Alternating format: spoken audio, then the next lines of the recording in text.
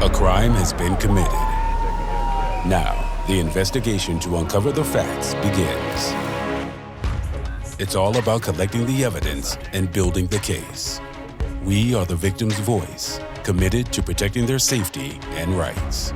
We are the Army Criminal Investigation Division. CID is an independent federal law enforcement agency consisting of nearly 3,000 personnel assigned to 124 worldwide locations. We investigate crimes and provide criminal threat intelligence to all levels of the Army. We work to proactively prevent crime and reduce harmful behaviors that may impact the operational readiness of the Army. Our major capabilities include state-of-the-art forensics, cyber, fraud, digital evidence exploitation, biometrics, polygraph, cold cases, and executive protection.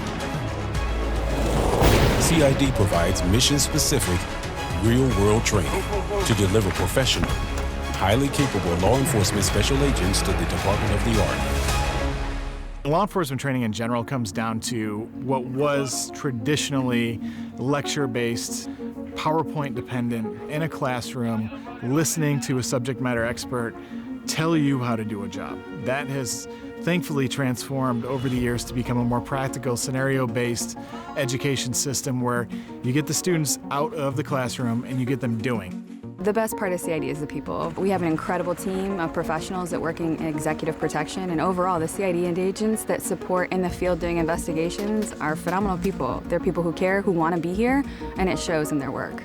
The current mission of the agency's criminal intelligence program is to ensure that we're gathering, analyzing, and disseminating intelligence in support of criminal investigations for the Army, just aligning with the Army CID's mission of law and order and safeguarding.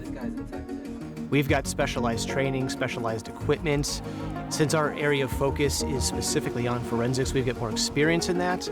So our job is to simply support the investigation with those forensic tools and practices.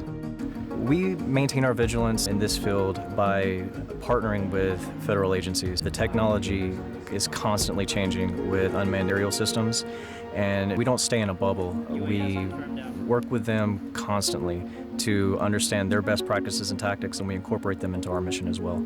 Whether it's preventing the next major breach, rescuing children from online exploitation, or giving families the resources and the education to protect themselves from these emerging cyber threats, it's always fantastic to know that the job that I do makes a positive impact on not only just people, but the entire mission as a whole.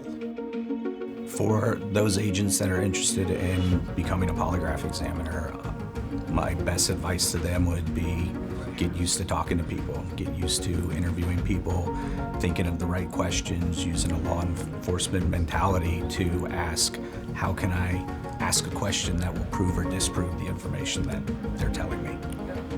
My favorite thing about working for CID is how the organization is moving forward.